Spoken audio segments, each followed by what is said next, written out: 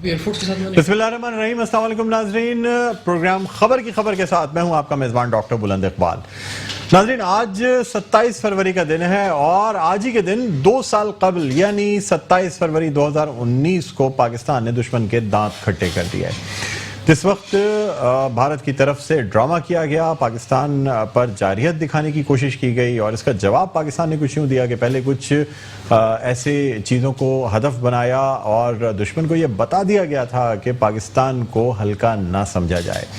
यही वजह है कि पाकिस्तान ने अपनी हुदूद, अपनी सरहद में रहते हुए भारत के 2 तैयारे मार गिराए और इन 2 तैयारों में से एक पायलट जो कि पाकिस्तानी हुदूद में गिरा, उसे पकड़ भी लिया गया। अवाम में इस कदर जोशो खरोश था कि अगर पाकिस्तानी अफवाज के जो जवान हैं वो उसे ना बचाते भारतीय पायलट को, तो शायद अवाम उसे वहाँ मार ही डालते। लेकिन पाकिस्तानी फ़ौज चूँकि पेशावराना महारत रखती है, बहुत ही प्रोफेशनल फ़ौज है और जंगी कैदियों के हवाले से तमाम कवानीन से भी वाकिफ़ है, इसलिए उसे आम आवाम से भी बचाया गया, उसे अपने गैरिजन में या अपने बेस पर ले जाया गया, फिर वहाँ से मीडिया पे भी शो किया गया।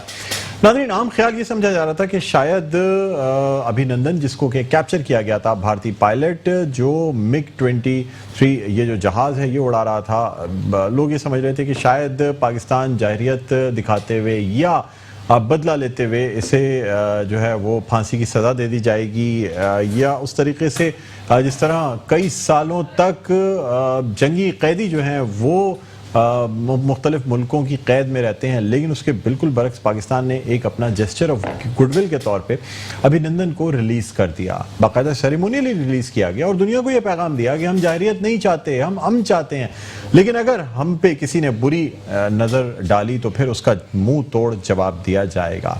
यही वजह है कि आज का दिन ये 2nd एनिवर्सरी मनाई जा रही है और इस हवाले से भी हम बात करेंगे।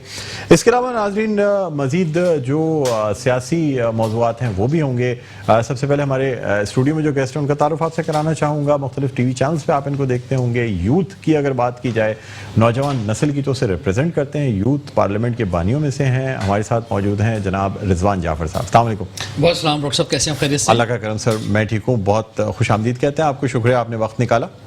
नाज़रीन, इसके अलावा हम ये भी बात करना चाहेंगे आज के दिन जो एक सियासी तौर पे डेवलपमेंट हुई कि पाकिस्तान पीपल्स पार्टी का एक वफ्द जो है वो मुत्तहदा कौमी मूवमेंट के आर्जी जो मरकज़ है बहादुराबाद में, वहाँ आया और वहाँ पे ख़ास तौर पे यूसुफ रज़ा गिलानी साहब के सेनेट इलेक्शंस के हवाले से बात हुई, कराची के हवाले से बात हुई, इस हवाले से भी बात करेंगे।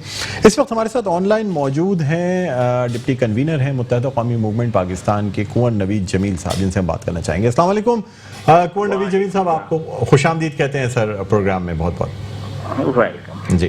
सर, सबसे पहले तो आज का दिन के हवाले से बात करना चाहेंगे। 27 फरवरी जब पाकिस्तान ने दुश्मन के दांत खट्टे किए और 2 जो जंगी जहाज थे भारत के वो मार गिराए, एक पायलट को जिंदा गिरफ्तार कर लिया गया। पहले पाकिस्तान के दावों को ये कहा जा रहा था कि महज दावे ही हैं, लेकिन जब मीडिया पे अभिनंदन को शो कर दिया गया तो उस वक्त दुश्मन की आवाज़ बंद हो गई। क्या कहेंगे सर इस हवाले से? ये पाकिस्तान के लिए एक बड़े एजाज़ का दिन है और हमेशा सारे पाकिस्तानियों को इस पर फख्र रहेगा और यकीनन पाकिस्तान एयरफोर्स का एक सुनहरी कारनामा था। जी, तो सर क्या समझते हैं, यानी दुनिया को जो हमने पैगाम दिया और भारत का जो यानी नाम नेहाद जो ये अपने आप को कहते हैं कि जी हम जाहिरियत नहीं करते या हमें दहशतगर्दी का निशाना बनाया जाता है, इसको एक्सपोज कर दिया गया सर जिस वक्त अभिनंदन को रिलीज कर दिया गया पाकिस्तान की तरफ से अनकंडीशनल। देखिए, ये तो हमारी जो डिप्लोमेसी होती है मुल्क की, उसके मुताबिक पाकिस्तान की गवर्नमेंट ने, पाकिस्तान के इदारों ने इसे मुनासिब समझा होगा कि इंडिया के साथ तो डे 1 से जो एक टेंशन मौजूद है उसको कम किया जाए और टेंशन फ्री होकर ही हम तरक्की कर सकते हैं या कोई भी तरक्की कर सकता है।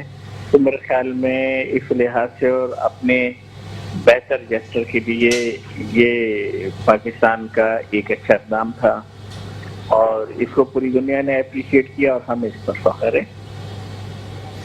اچھا سر، اب کچھ ہم بات کرنا چاہیں گے آج جو ایک وفد کی آمد ہوئی پاکستان پیپلز پارٹی کی جانب سے، اور وقار میدی صاحب، ناصر حسین شاہ صاحب، سعید غنی، تمام لوگ آپ کے پاس آئے اور آپ سے درخواست کی ہے سینٹ الیکشنز میں یوسف رضا گیلانی صاحب کی سپورٹ کے حوالے سے بات ہوئی ہے۔ دوسری جانب پنجاب میں جس طریقے سے سینٹ الیکشنز بلا مقابلہ ہو گئے ہیں، اس کو بھی ڈسکس کیا گیا کہ یہ بڑا زبردست ماڈل ہے جو کہ پہلے ماضی میں جو ہے وہ زرداری صاحب اپنی دور حکومت میں یہ ماڈل پیش کر چکے ہیں کہ سینٹ انتخابات نہیں ہوئے تھے بلکہ بلا مقابلہ ہی تمام لوگ منتخب ہو گئے تھے۔ کیا کہیں گے سر؟ یہ جو پنجاب میں اقدام ہوا ہے یہ بہت اچھا اقدام ہے، اور سینٹ کا جو ہمارے الیکشن ہے وہ ویسے تو ہمیشہ سے ہی اس میں مختلف شکایتیں آتی رہتی ہیں، لیکن جس طرح سے پچھلے الیکشن میں بڑے پیمانے پر پیسے کا استعمال ہوا، لین دین ہوئی، تو اس نے پاکستان کی سیاست کو بھی بدنام کیا، پاکستان کو بھی بدنام کیا، اور اس وقت بھی پیسے کا عمل دخل بہت چل رہا ہے میڈیا اطلاعات کے مطابق، یہ جو سوشل میڈیا پہ چل رہا ہے۔ تو میرے خیال میں اس قسم کا جو چودھری پرویز الہی صاحب نے اقدام کیا، اسپیکر کے طور پر کوشش کی، اور پنجاب میں ایک یہ پریکٹس بہت اچھی پریکٹس ہو گئی، اور اس سے یقیناً جو پیسے کا جو سینٹ کے الیکشن میں استعمال ہوتا ہے اس کا بھی خلا کما ہوگا۔ اگر پورے پاکستان میں ایسا ہو جائے تو بہت اچھا ہو جائے گا۔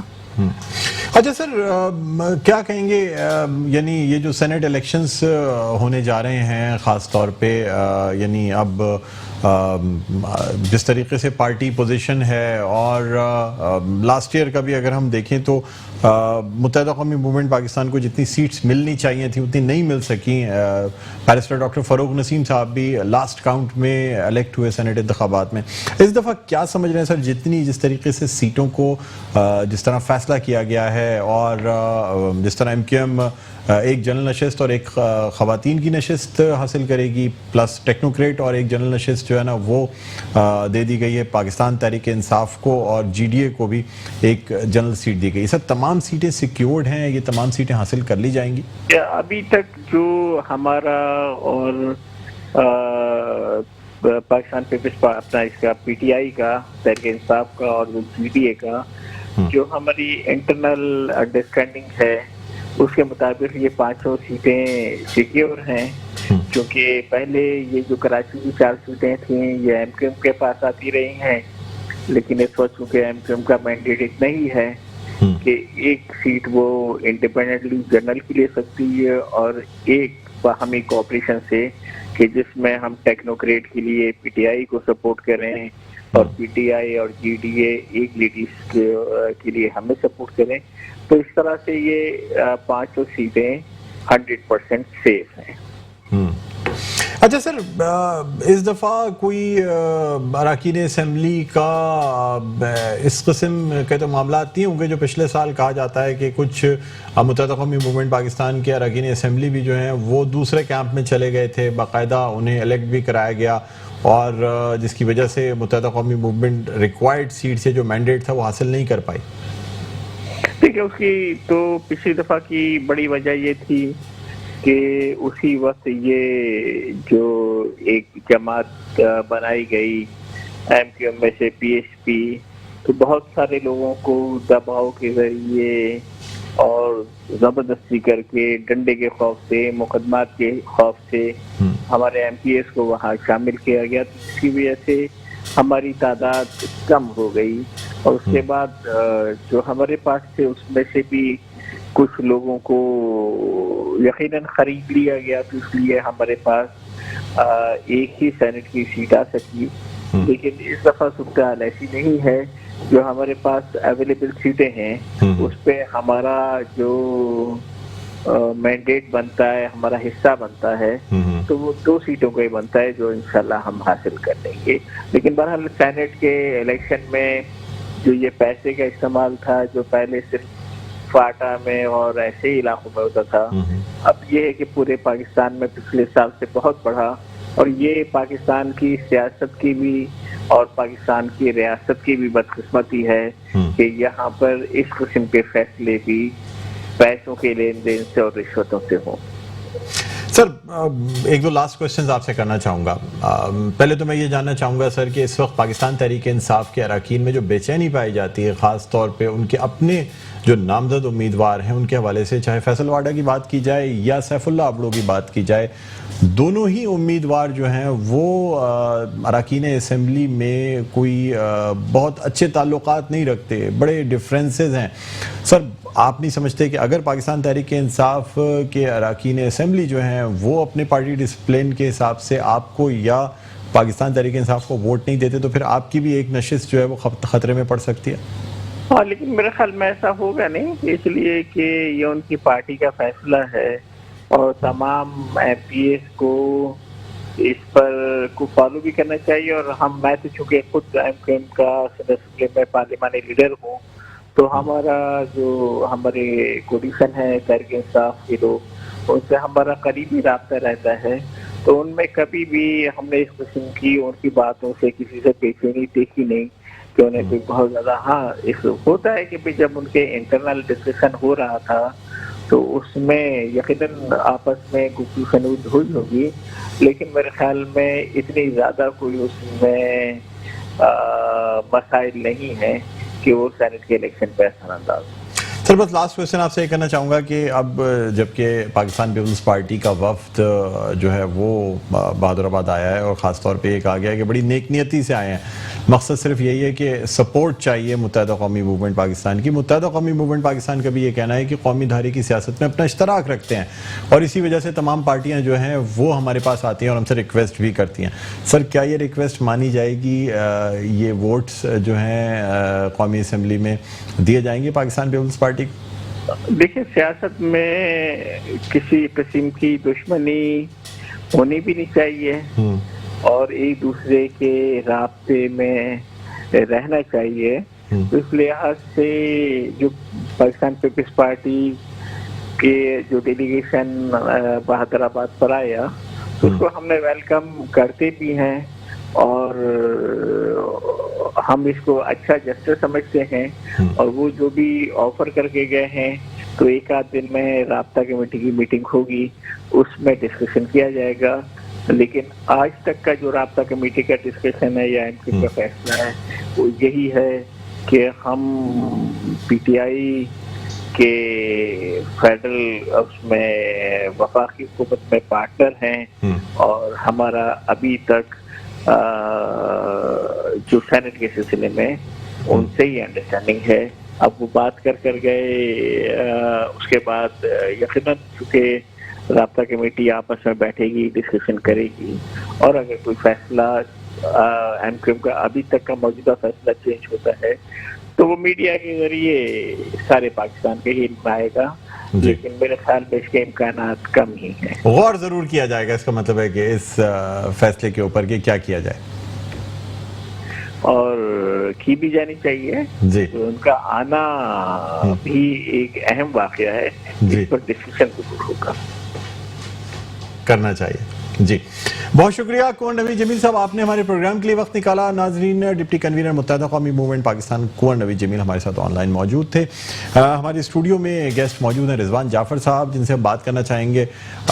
رضوان جعفر صاحب کیا کہتے ہیں خاص طور پہ پہلے ذرا یہ جو پاکستان پیپلز پارٹی کا وفد متحدہ قومی موومنٹ کے پاس آیا، آپ کیا سمجھتے ہیں سر وقت کا تقاضا کیا کہتا ہے؟ کیا متحدہ قومی موومنٹ پاکستان کو کوئی اسٹریٹجی بنانی چاہیے کہ قومی اسمبلی میں پاکستان پیپلز پارٹی کی بھی سپورٹ کر لی جائے تاکہ کراچی کو سندھ حکومت کی جانب سے کچھ فنڈز مل سکیں اور یہ جو سندھ حکومت اور لوکل گورنمنٹ یا کراچی اور سندھ حکومت کی آپس میں اچھی کوارڈینیشن رہے؟ کیا کہیں گے؟ جی، یہ ویسے تو خوشائند بات ہے، جیسے کنور نوید کہہ رہے تھے کہ سیاست کے اندر یہ ہوتا ہے کہ آپ بہت دیر تک کسی سے دشمنی نہیں رکھ سکتے اور خاص طور پہ جو اقتدار کی جماعتیں ہوتی ہیں ان کا رول بڑا امپورٹنٹ ہوتا ہے کہ صوبے میں یا وفاق میں جس کے پاس پاورز ہیں ان کے ساتھ جو ہے ڈائلاگ کا سلسلہ جو ہے جاری رہے تاکہ آپ کی جو ڈیمانڈز ہیں یا آپ کا جو منشور ہے جس کے تحت آپ نے الیکشن لڑے تھے ان سے وہ کسی صورت میں منوا سکیں. جہاں تک کہ سینٹ الیکشن کی بات ہے تو یہ it's all about number games. اب اس نمبر گیمز کے اندر اگر کہیں کوئی ایسی ایڈجسٹمنٹ بنتی ہے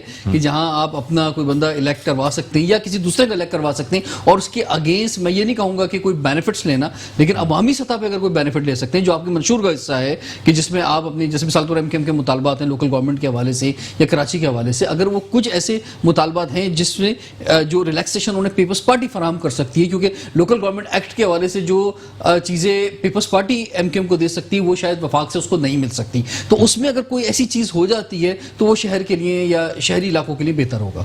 سر آپ سمجھتے ہیں کہ کیا پاکستان پیپلز پارٹی کا آنا اس وجہ سے بھی ہے کہ پاکستان تحریک انصاف کی جانب سے جو معاہدے میں شقیں رکھی گئی تھیں ان میں سے کسی پر بھی عمل درآمد واضح طور پہ ہوا نہیں ہے, چاہے آپ پہلی شق سے لے کے آخری شق تک کی بات کر لیں, حیدرآباد یونیورسٹی کی بات کریں, آفیسز کے کھلنے کی بات کر لیں یا کراچی میں ترقیاتی منصوبوں کی بات کر لیں, کیا کہیں گے؟ نہیں ابھی تو خیر وہ اپنے مطلب کے لیے آئے ہیں, ابھی تو چاہے خاص طور پہ وفاق کے اندر جو قومی ایم این ایز ہیں ان کے ووٹ بڑے امپورٹنٹ ہیں, اور ایک یوسف رضا گیلانی صاحب کا جو ڈاکٹر حفیظ شیخ سے مقابلہ چل رہا ہے اس میں تو ایک سمبولک بھی ہوگا کہ اگر یوسف رضا گیلانی جیت جاتے ہیں تو وہ جو بلاول بھٹو زرداری کہتے آ رہے ہیں کہ عدم اعتماد ہم پرائم منسٹر کے خلاف لا سکتے ہیں, تو اس کی ایک سمبولک پوزیشن جو ہے بن جائے گی. بالکل, تو وہ تو ابھی تو صرف وہ صورتحال ہے, اور اس طرح کے لین دین والے معاملات ہوتے ہیں, کچھ چیزیں بیک ڈور ڈپلومیسی ہو رہی ہوتی ہے, کبھی کبھی کچھ چیزیں سامنے ہو جاتی ہیں, تو خیر لیکن ایک اچھا ہے سیاست میں ڈائلاگ ہونے چاہیے, بیٹھنا چاہیے. آپ سمجھتے ہیں کہ ڈائلاگ ہونے چاہیے, اسے تھوڑا سا مطلب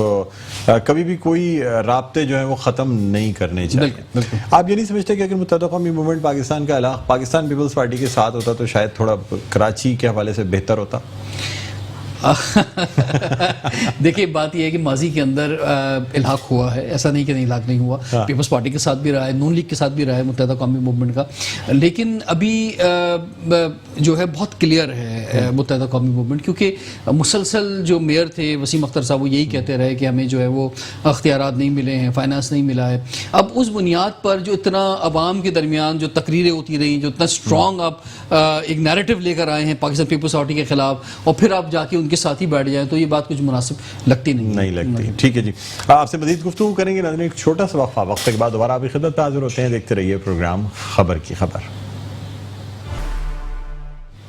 جی ناظرین ویلکم بیک, ایک دفعہ پھر آپ کو خوش آمدید کہتے ہیں. پروگرام ہے خبر کی خبر, میں ہوں آپ کا میزبان ڈاکٹر بلند اقبال, اور ناظرین ہم بات کرنا چاہیں گے 27 فروری یعنی آج کے دن کے حوالے سے. 2 سال پہلے پاکستان نے جس طریقے سے دشمن کے دانت کھٹے کیے, جس طرح اس کے 2 طیارے مار گرائے, اس کے بعد اس کا ایک پائلٹ بھی بھارتی پائلٹ ابھی نندن جس کو زندہ گرفتار کر لیا گیا, میڈیا پہ لایا گیا. ابتدا میں یہ کہا جا رہا تھا کہ شاید پاکستان کی طرف سے صرف پروپیگنڈا کیا جا رہا ہے, لیکن ایسا کچھ ہوا نہیں ہے.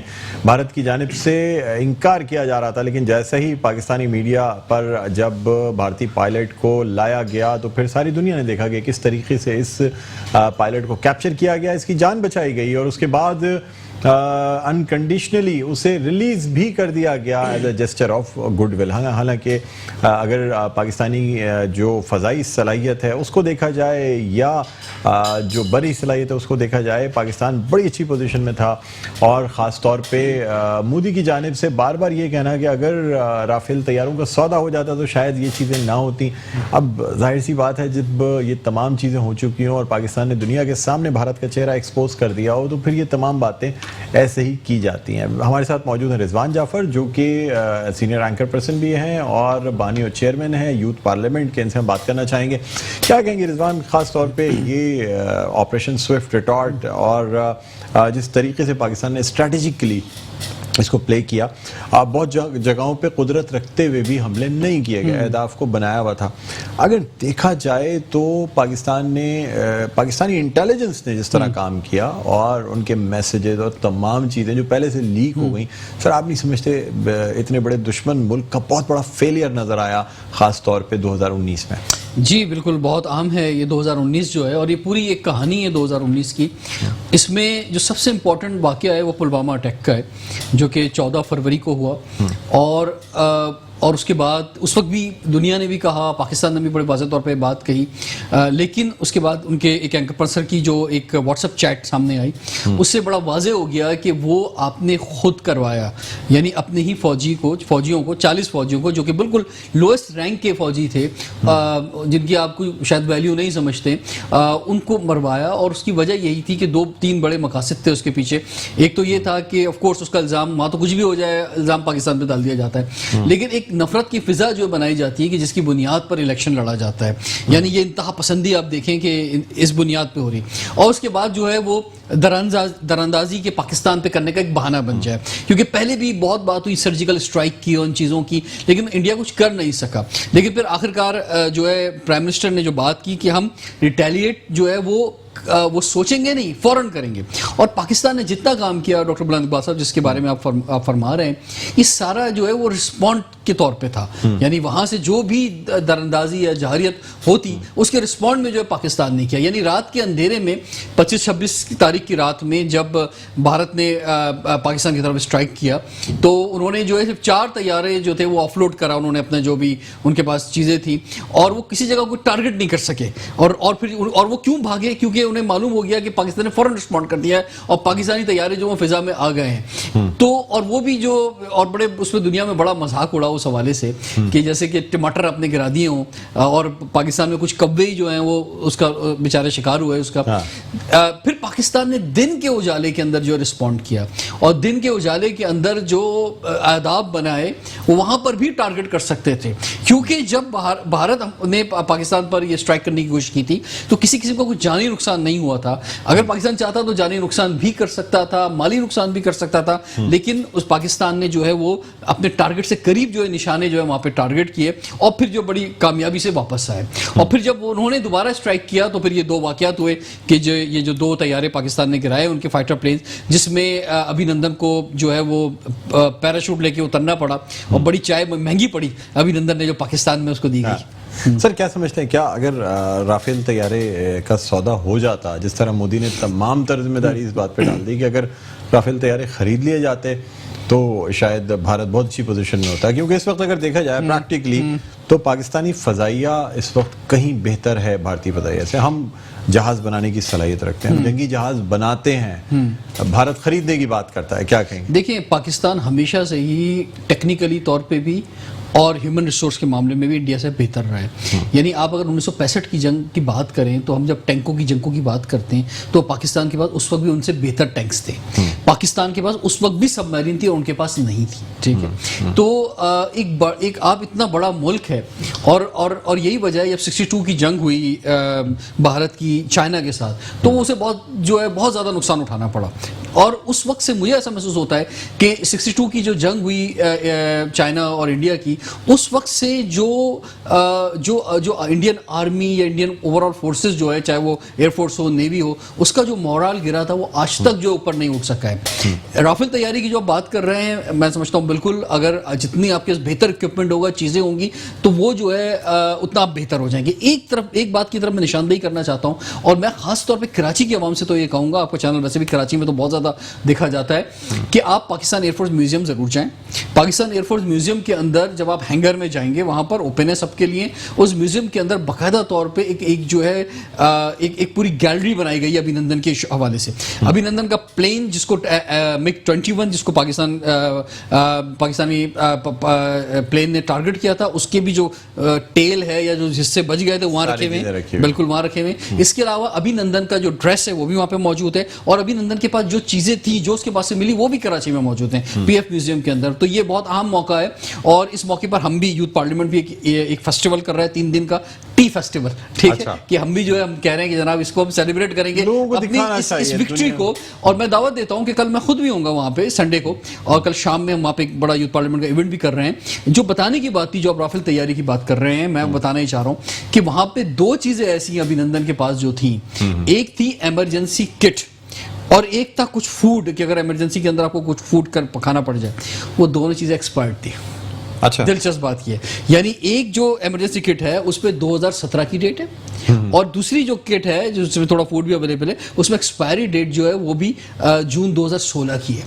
یعنی آپ کی ایئر فورس کا پائلٹ جو ہے وہ جا رہا ہے, اور یہ موقع کبھی کبھی آتے ہیں, یعنی یہ موقع کوئی روزانہ تو جنگ نہیں ہو رہی, یہ روزانہ تو کیا کہتے ہیں آپ نے کوئی کسی دوسرے ملک پہ آگے اسٹرائک نہیں کرنی, تو کبھی کبھی موقع آ رہا ہے اور اس کے لیے آپ کی یہ تیاری ہے. تو یہ میں سمجھتا ہوں expired food, expired first aid جو ہے آپ نے اس کو دیے ہوئے, اندازہ نہیں ہوگا نا کہ پاکستان میں اس طریقے سے کیپچر کر لیا جائے گا. پاکستان کو چھوڑے کیپچر کیا تمام چیزیں میڈیا پہ بھی کیا جائے نہ کیا جائے, آپ کا ایک آپ اپنی تیاری بتائیں نا کیا ہے آپ کی, کہ آپ کس معیار پر ہیں. ابھی دنیا کا اسٹینڈرڈس ہوتے ہیں کچھ چیزوں کے اندر, تو اس سے اندازہ ہوتا ہے کہ انڈین ایئر فورس کا اسٹینڈرڈ کیا ہے, آپ کس جگہ پر. رضوان جعفر صاحب آپ سے مزید بات کریں گے. اس وقت ہمارے ساتھ آن لائن موجود ہیں دفاعی تجزیہ کار ہیں کیپٹن ریٹائرڈ ادیب صفی صاحب, جن سے ہم بات کرنا چاہیں گے. السلام علیکم سر, خوش آمدید کہتے ہیں پروگرام خبر کی خبر میں.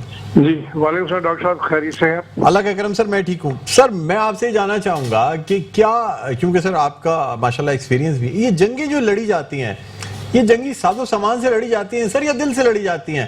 پاکستان کا وہ فوجی جو اپنے دل میں شہید ہونے کی تمنا رکھتا ہو اور وہ جا کے سرحدوں پہ لڑتا ہے, دوسری جانب سے وہ فوجیں آتی ہیں جو موت سے ڈرتی ہیں, کیا کہیں گے سر؟ آپ نے بہت ہی ویلڈ پوائنٹ ریز کیا. دیکھیے جب بھی اس قسم کی سچویشن ڈیولپ ہوتی ہے تو جو بھی فوجی کسی سائٹ سے آئے گا اس کے لیے انسپریشن یا موٹیویشنل فیکٹر بہت اہم کردار ادا کرتا ہے. اور میں سمجھتا ہوں کہ ہم لوگ خوش قسمت ہیں کہ ہم لوگوں کے پاس وہ فیتھ اور وہ ایمان کا جذبہ ہے جو ہمارے لیے یہ چیز بالکل تعین روز روشن کی طرح ہو جاتا ہے کہ یہ زندگی جو ہے یہ کسی معنی کسی مقصد میں اگر کام آ جائے تو اس سے بہتر آپ کے لیے اور کوئی چیز ہو نہیں سکتی. اور وہ شہادت کا جو جذبہ ہے, چاہے وہ ایک جونیئر افسر ہو چاہے سینئر ترین افسر ہو, وہ پوری اپنی زندگی اسی میں گزار دیتا ہے کہ ہمیں کب موقع ملے اور ہم کب اس چیز سے سرشار ہوں. تو دوسری طرف جو ہے ان کی, آپ جیسا بھی آپ ذکر کر رہے تھے کہ ان کے جو پائلٹ کی تیاری کیا ہے اور کس طریقے سے وہ آتے ہیں, تو آپ اس سے ہی اندازہ لگا لیں کہ جب اس بندے کو جس کو آپ آگے بھیج رہے ہیں جو اس کے ساتھ اس قسم کی چیزیں لگائی گئی جو کہ تو وہی اس کے لیے بہت ڈی موٹیویشنل فیکٹر ہوتا ہے. اور ان کے لیے چونکہ ان کا بلیف اور ان کا ایمان جو ہے وہ اس دنیا کو عارضی نہیں سمجھتے, تو اس لیے وہ جذبہ نہیں پیدا کر پاتے جو کہ اللہ تعالیٰ پاکستانیوں میں.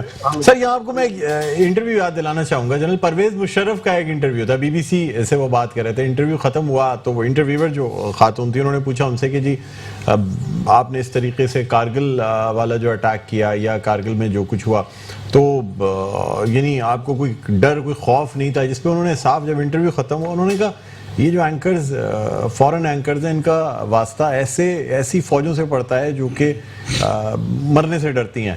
کہنے کہ جی وردی پہنی ہے, پاکستانی فوجی تو لڑنے کے لیے نکلتا ہے, وردی پہنتا ہے اس لیے لڑنے کے لیے, جب جنگ ہوتی ہے تو لڑنا مرنا تو ہوتا ہے, تو اس میں ڈرنے کی کون سی بات ہے, شہید ہوتا ہے. صاحب کا ذکر کیا ایز اے صدر Pakistan, as a chief of army staff, as the top man of Pakistan, وہ دشمن کے علاقے میں ایک رات 11 کلومیٹر اندر جا کے گزار کے آتا ہے. وہ جو جذبے کا اندازہ لگا سکتے ہیں آپ اس کی, اگر وہ وہاں پر خدا نخواستہ کوئی دشمن کے ہاتھ چڑھ جاتے یا کچھ ہوتا تو یہ کتنی بڑی نیوز ہیڈ لائن بنتی دنیا بھر میں, اور ان کے لیے ہندوستان کے لیے کتنا بڑا یہ اعزاز ہوتا. جبکہ ان کے جو چیف آف آرمی اسٹاف تھے, بعد میں انہوں نے اپنی کتاب میں بھی لکھا کہ اس وقت کے جو چیف آف آرمی اسٹاف ہے اس کا کورٹ مارشل ہونا چاہیے کہ اور دشمن کا چیف آ کے آپ کے رات 11 کلومیٹر اندر گزار کے چلا گیا, آپ کو پتہ بھی نہیں چلا. تو یہ وہ اسی جذبے کا عکاسی کرتا ہے. جیسے میں نے کہا کہ اوپر سے لے کے نیچے تک ہر آدمی اس چیز میں کوئی شک نہیں رکھتا کہ یہ عارضی زندگی سے بہتر ہے کہ ہمیں وہ رتبہ مل جائے.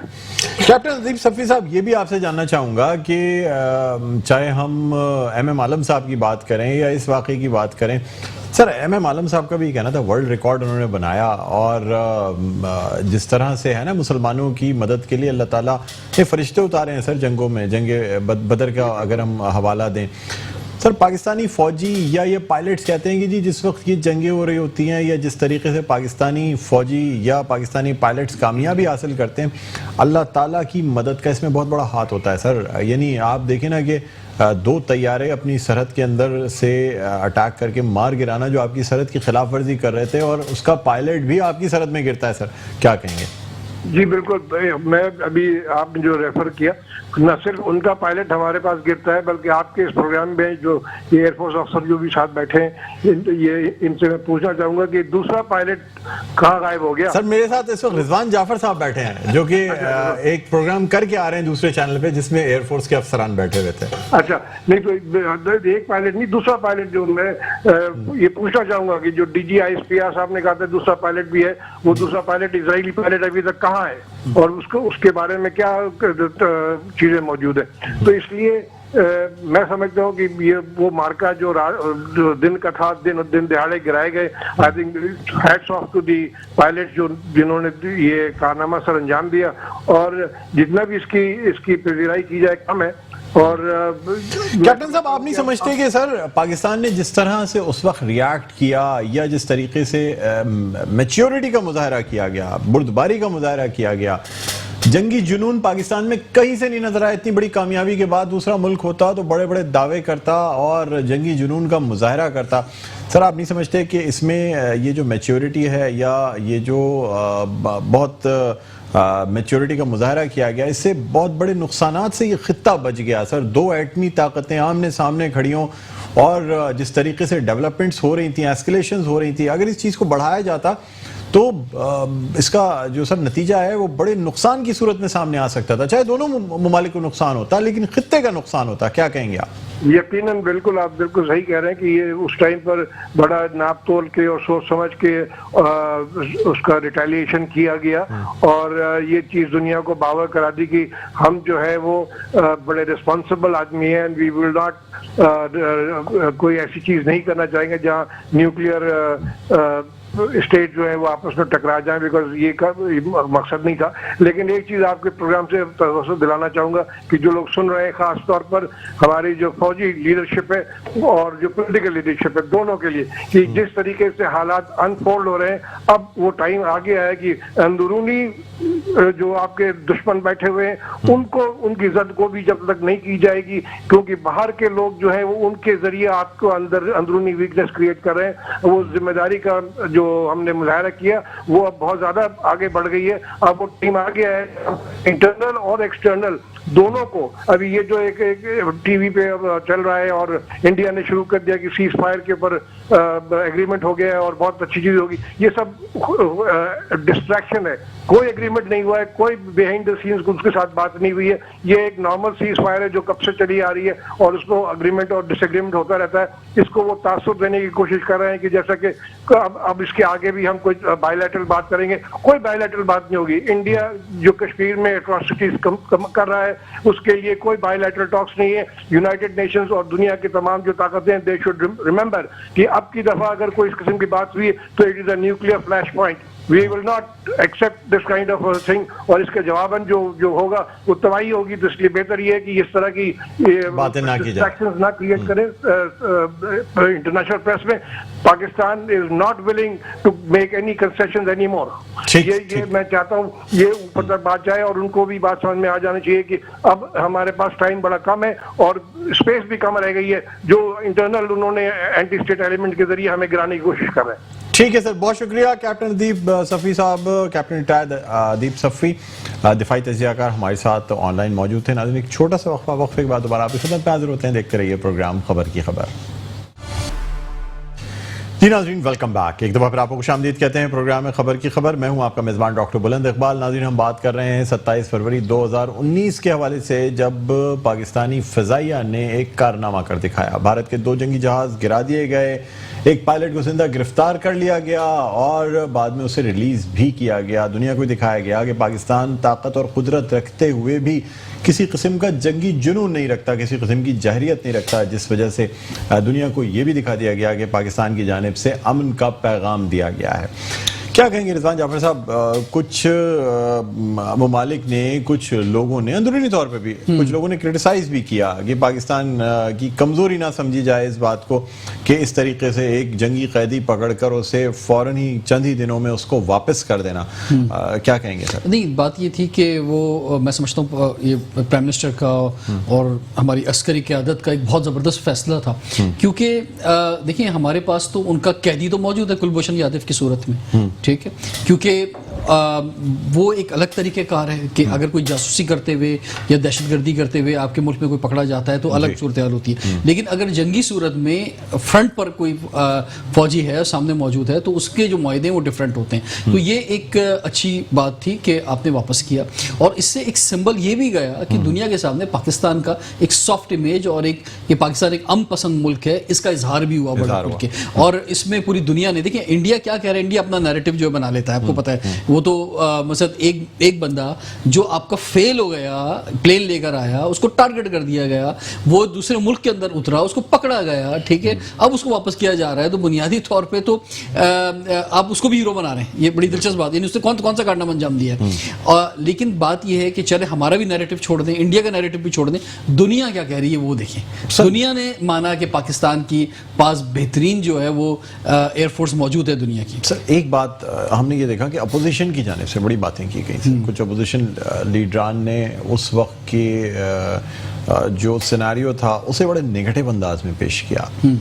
میں آپ سے یہ سوال کرنا چاہوں گا، کیا سیاست میں یہ زیب دیتا ہے سیاستدانوں کو کہ وہ حکومت کے خلاف بات کرنے کے لیے ہماری جو پاک افواج ہے اس کے خلاف بات کریں یا اس قسم کی باتیں کریں جو کہ کسی صورت بھی ہونی نہیں چاہیے؟ ایک تو یہ نا کہ بالکل بیس لیس بات کی گئی. کیا کہیں گے آپ؟ جی یہ بہت غلط ہے، آپ کو اپنا نیشنل انٹرسٹ جو ہے وہ سب سے پہلے دیکھنا ہوتا ہے. اور دوسری کبھی کبھی یہ بھی ہوتا ہے، میں آپ کو ایک چیز یہ بھی بتاؤں کہ ایاز صادق نے جس طرح سے بات پارلیمنٹ میں کہی یا پلوامہ اٹیک کے حوالے سے کچھ الفاظ فواد چودھری صاحب کے بھی جو سامنے آئے، عموماً ہوتا یہ ہے کہ آپ جذبات کے اندر ہوتے ہیں، ٹھیک ہے، آپ بولنا کچھ چاہ رہے ہوتے ہیں اتنا سینئر پولیٹیشین ہونے کے باوجود، لیکن آگے پیچھے الفاظ ہونے سے یا کچھ جملوں کے غلط استعمال سے وہ کچھ اور ہو جاتا ہے. کبھی کبھی یہ بھی ہوتا ہے، اور پھر بعد میں آپ کو جو اس کی تشریحات جو ہے وہ پیش کرنی پڑتی ہے. تو اسی طرح پارلیمنٹ میں ہوا، گو کہ ہم سمجھتے ہیں کہ جو سیاستدان ہیں وہ جب خود حکومتی عہدوں پہ رہتے ہیں، یعنی ایاز صادق صاحب خود جو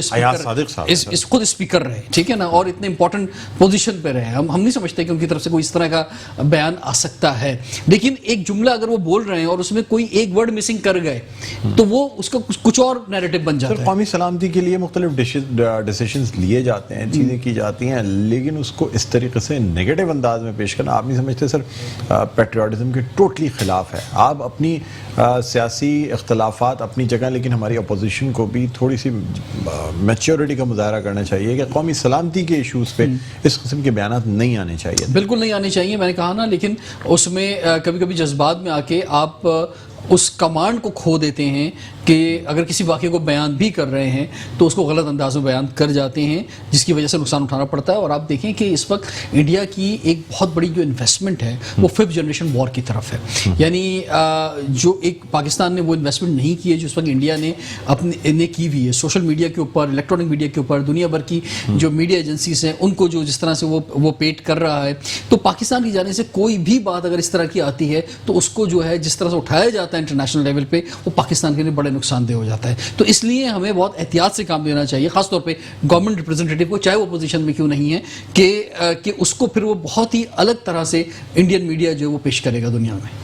رضوان جعفر صاحب، پاکستان چائنا کا جو اشتراک ہے JF Thunder 17 طیارے جو ہیں وہ بنائے جاتے ہیں اور بڑی بات ہے، بہت کم ممالک ایسے ہیں جو کہ جنگی جو طیارے ہوں، فائٹر پلینز، وہ خود تیار کرتے ہیں. اس لیے پاکستان جو ہے نا خود کفیل ہے طیاروں میں، اور ہر سال کئی طیاروں کا اضافہ کر لیا جاتا ہے. کیا کہیں گے آپ اس حوالے سے؟ نہیں، بہت زبردست بات ہے. اور جتنا بھی ہماری کیونکہ دیکھیں پاکستان جس جگہ پر ہے، جو پوزیشن ہے پاکستان کی، اس میں جو پاکستان کے ساتھ انڈیا کے ساتھ جو بارڈر ہے وہ تو ایک الارمنگ سچویشن ہمیشہ سے ہی ہے.